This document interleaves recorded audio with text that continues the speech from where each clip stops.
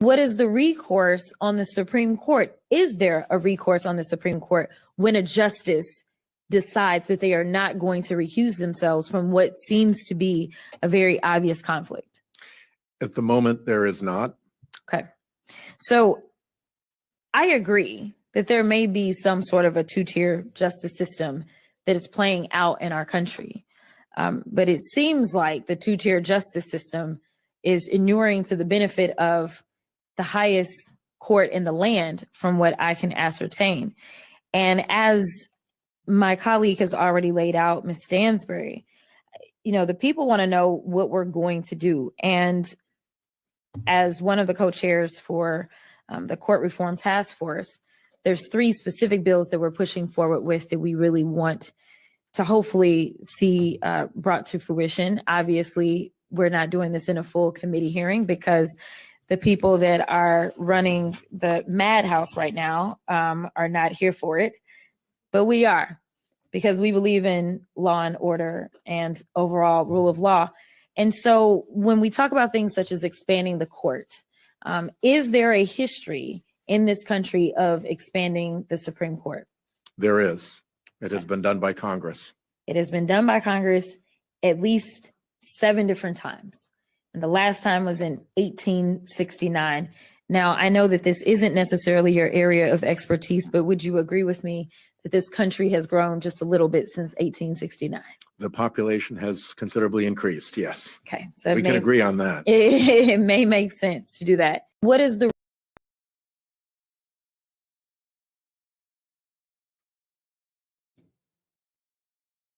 Welcome to the National Newspaper Publishers Association's Let It Be Known. Folks, Hunter Biden, the embattled son of President Joe Biden, was found guilty of 3 felony counts of lying on federal firearms application in 2018. At a crucial time for President Biden's re-election campaign, a Wilmington, Delaware jury delivered this verdict. Wilmington, Delaware, of course, is the hometown of the president and, of course, his family. But his son, who is 54 years old, faced charges that include lying to a federally licensed gun dealer.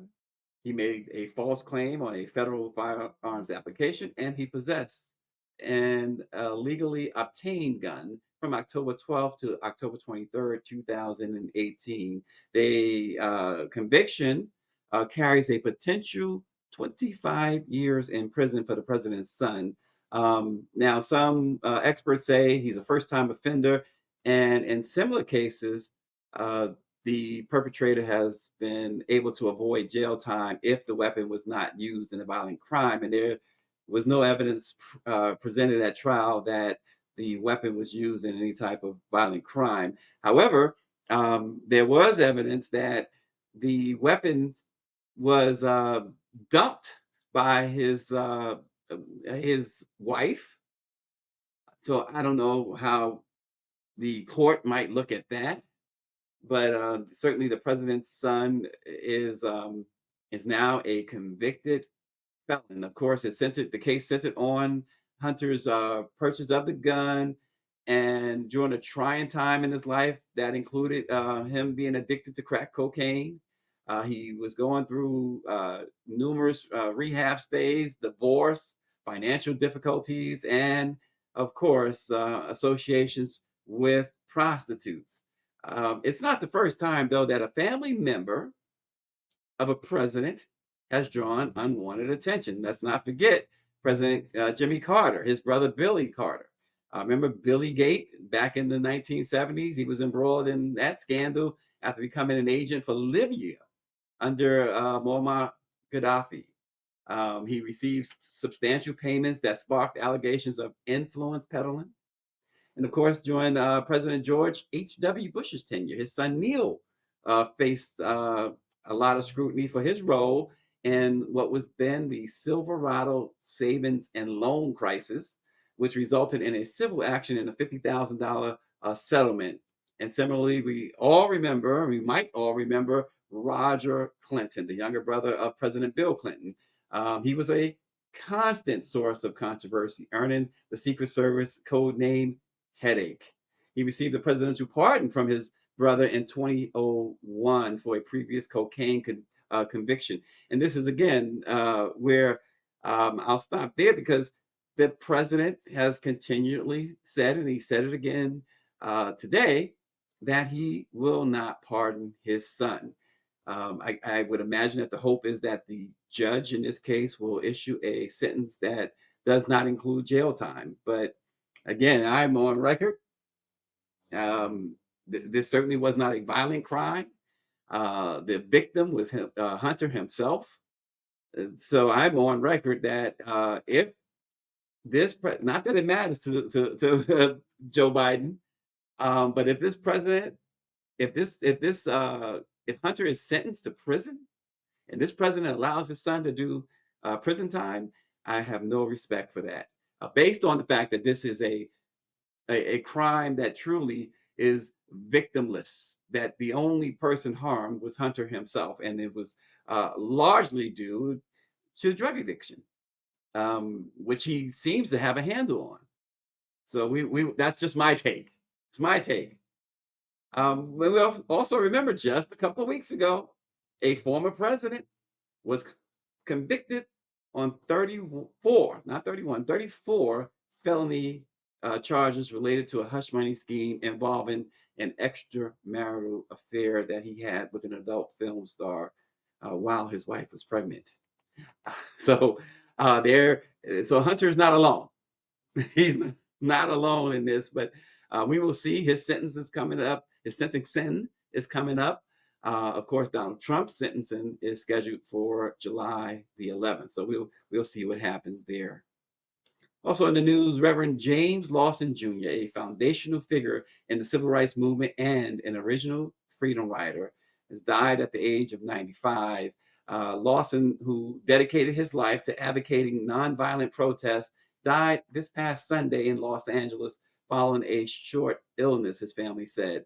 His commitment to nonviolence and civil rights profoundly impacted the movement. He was, of course, a close ally and advisor to the Reverend Dr. Martin Luther King Jr., who hailed him as, quote, the leading theorist and strategist of nonviolence in the world.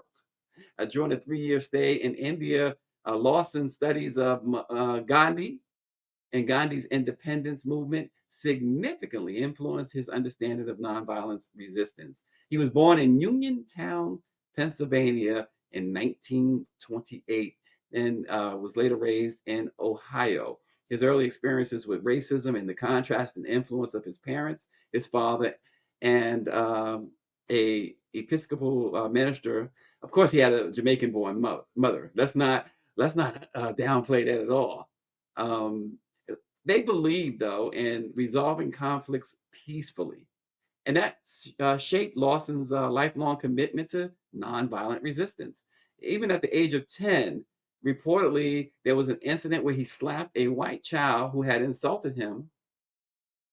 And of course, his mother admonished him and said, love and intelligence were stronger than hate. And he said that left an indelible impression upon him. His activism began in Ohio as an Oberlin College student. He spent 13 months in prison for refusing to register for the draft during the Korean War. Remember, we famously remembered Muhammad Ali refusing. They stripped him of his heavyweight title and didn't allow him to fight for 3 years and 3 pivotal years of his career.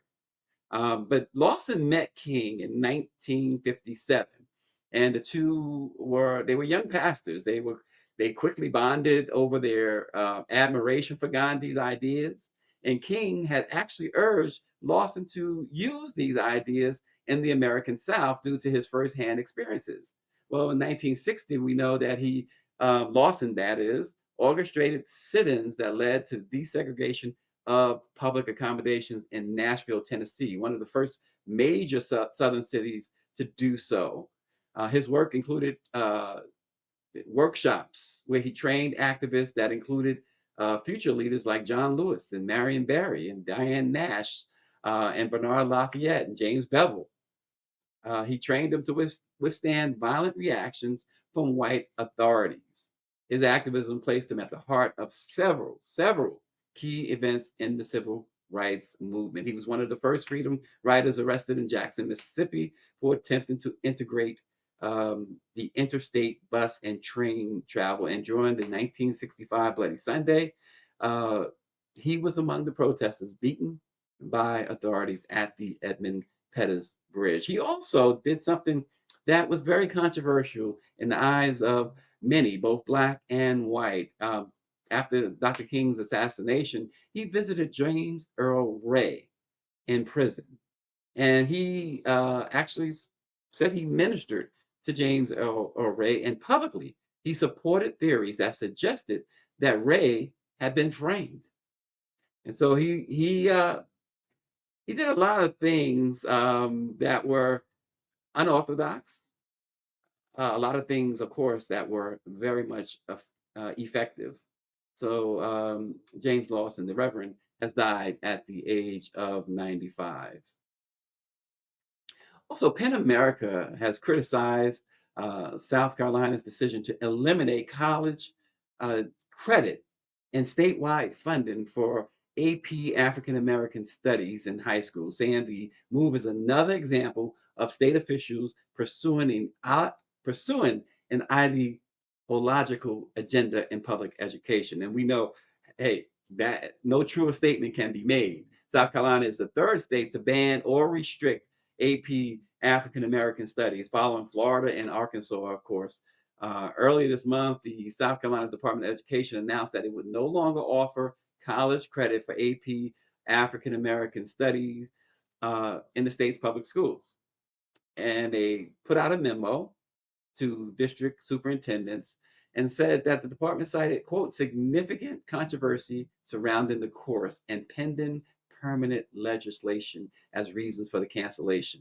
And that, of course, was a reference to the H5100, a state budget bill which would renew the state's current educational gag order that restricts curriculum about race. And also H3728, which is a pending educational gag order that would and more severely limit discussions of race in the classroom. They want to erase history. It's not just they don't want it taught, they want it erased. And so PEN America in a statement says this irresponsible decision cannot be separated from a national context in which Black history is under attack. Amid rising book bans and ideological meddling in the classroom, South Carolina continues to put politics before student well-being. It is particularly concerning, they said, that the department would discontinue the course in response to legislation that has not yet become law, and joining the sad company of Florida and Arkansas in interfering with the teaching of AP curriculum and undermining students' freedoms to read and learn. According to the state's memo, the AP course may still be available as an honors course if approved locally, but it would not receive state funding. It would not be weighted as a college level course on transcripts. So there's that. Once again, the elimination and the outright distortion of Black history, American history, continues and almost unabated. There is no stopping them. And again, it's another one of those issues that perhaps that the Biden-Harris campaign can and should very well bring to the fore as both sides fight for that ever precious African American vote. And we'll see going forward. And so Jay-Z, and y'all know I get on Jay-Z a lot, and he's found himself again in the middle of a controversy. And this time, even public officials, Black public officials in Philadelphia, are expressing extreme annoyance with Beyonce's husband. He and his Roc Nation announced that it will lead a campaign aimed at promoting a new school voucher program for Philadelphia area students in grades K to 12 from low-income households. Well, the entertainment company will host several events in the Philadelphia area this month, seeking to inform residents about the Pennsylvania Award for Student Success, or PASS, a Republican backed Senate bill, also known as the Lifeline Scholarship Program, that aims to, quote, provide lower income students in low performing schools with scholarships to attend the school of their choice. Well, several headlines claimed that Jay-Z and Roc Nation were rolling out a $300 million scholarship for students, and that simply was not correct. This is a taxpayer funded program, and Roc Nation is hosting events to lobby support for the bill, for the Republican backed bill. Senate Bill 757 is the bill, and it's caused such a fierce fight in the Pennsylvania Capitol as the budget deadline is coming close. Budget deadline is June the 30th, and Democratic Governor Josh Shapiro has voiced support for vouchers. It's pitched as another avenue for low income students to pursue schooling that might otherwise not be affordable. However, critics, including a number of Black lawmakers, said it's just another attempt to gut public education by diverting funding from public schools. Summer Lee, the Pennsylvania representative, said this ain't it. The answer to the inequity plaguing our PA's public schools is not a celebrity campaign for a GOP proposal to take public dollars to send a few, quote, lucky kids to private schools. The answer is to make sure our public schools are actually properly funded. And the American Federation of Teachers in Pennsylvania shared a photo of Jay-Z and Jeffrey Yoss, who is a ultra wealthy conservative Republican mega donor who has donated tens of millions of dollars toward the school choice movement in Philadelphia. They said that he's putting his name, talking about Jay-Z, putting his name and his organization behind an effort to get $300 million in tax dollars to fund these schools. So the question becomes, what is Jay-Z really doing? It's one thing to have your politics, and it's another thing to know, if you listen to those who live, who work, who preside over Pennsylvania, Philadelphia particularly, the Black lawmakers there, to know how harmful this is for particularly Black students, and for Jay-Z to get on board with this, not only get on board, but to host a series of campaigns to push for this, what they are referring to, those who live in Philadelphia, call a discriminatory, basically a racist bill. Jay-Z, you might want to check yourself on this one. Even journalists that people respect, like Nicole Hannah-Jones, she came out and slammed this as well. She says it is a lie that these programs do not take from public school funding. Fewer kids in the classroom means fewer dollars to the school. She goes on to say that this is a windfall to the city's private schools at the expense of the public ones that most kids attend. And of course, we know that Jay-Z isn't the first entertainer to come under fire for his involvement in Philadelphia's education. It's so interesting. Meek Mill and Kevin Hart have also opened their wallets to the tune of millions of dollars in scholarships to private schools in the Philadelphia area, and they each have received pushback. Now, Kevin Hart and Meek Mill are from Philadelphia. So I don't know if that makes it any different or not. But one educator said, I can't stress enough just how bad the academic outcomes for these programs are. Not just a negative, but some of the largest academic declines ever seen in academic research on the topic. These schools can reject anyone that they want. They can expel anyone they want. They're not giving the results they promised to parents. That's the biggest concern. It's all messaging and none about results for kids, particularly kids of color. So again, Beyonce's husband has stepped into something that listen, the one thing, again, you got to give to the man, he has been a very shrewd business person, but you have to question you have to question when someone of that, who has the means he has, who has the following he has, um, is this a deal that you really want to do? He came under fire, the Super Bowl situation, the Colin Kaepernick situation, and now this. It makes you wonder: is his agenda similar to like a Byron Donalds or a Clarence Thomas? You have to ask the question. I know totally Randy doesn't want to hear it, but you have to start asking those questions. When you got Nicole Hannah Jones, when you got Summer Lee, and other high-profile African Americans uh, alarmed by this, you have to take a look at that. You really do. So Jay Z, I don't know where you're coming from on this. Has he joined the Ice Cube and Stephen A. Smith's, Byron Donalds of the world? Has he joined their Black conservative movement?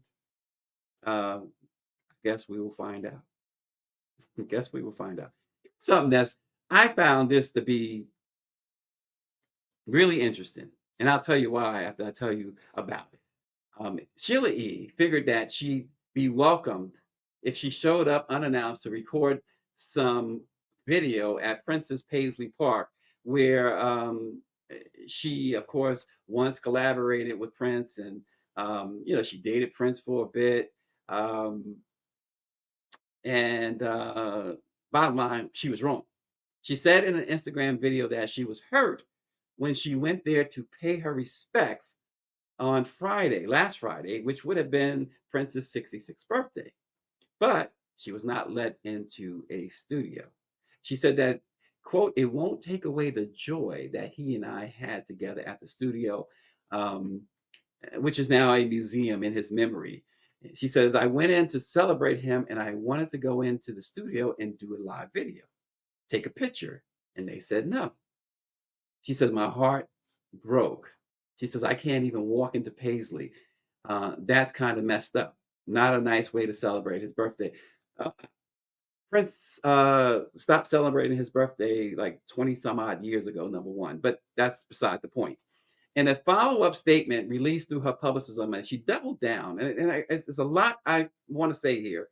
First, again, this is what Sheila said. She said she now wants the museum to return her old drum kit.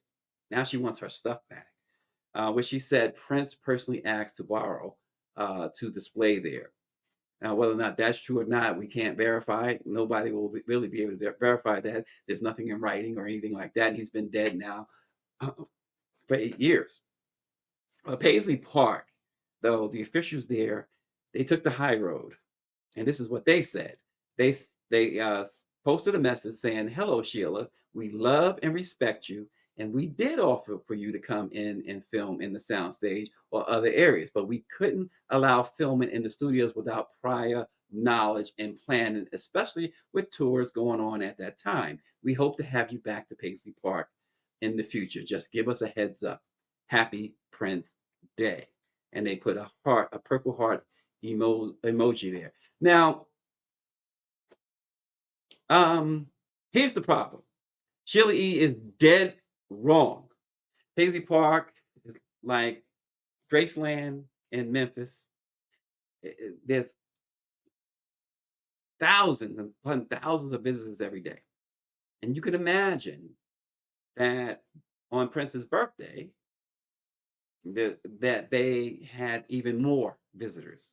Sheila E came unannounced. She happened to be doing a show with the Time in Minnesota, um, about 34, 35 miles outside of Minneapolis is where the show was. But she decided to stop by Paisley Park. Now, this idea is that when she says she couldn't walk into Paisley Park, and she corrected that a little bit later, but that was a flat out lie because she did walk in.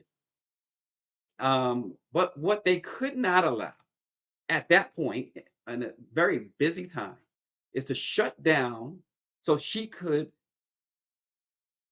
go and record herself performing at Paisley Park. Um, I had this discussion with my wife and daughter, and one of the things that I initially thought, my daughter certainly thought, one of my daughters, Well, it's understandable, but do you think they would have turned Beyonce away? And I thought about it, and I said, based on the timing, I don't think Beyonce would have just shown up like that. She would have given the courtesy of a heads up and said, "Hey, I'm coming through. Is it okay if I do this?" Sheila E, for some reason, now her and Prince dated in the 1980s. Prince has dated a couple hundred women since then. He's been married twice since then. She is a relic of the past when it comes to that. Now, I like Sheila E, but I think that what she did was so immature and tried to put Paisley Park on blast when they told her exactly what they put out in the statement. They said, "Listen, we'd love to have you, but we can't just do it. We didn't know you were coming. There's so much we would have to do to accommodate you, and all these people who bought tickets and stuff to walk through this museum, we'd have to tell them they have to come back another time. That's unfair. And we're talking thousands of people." She's out of pocket. And now she says, she doubled down saying she wants her drum kit back. It's like a child that didn't get their way. And now they are just being a brat.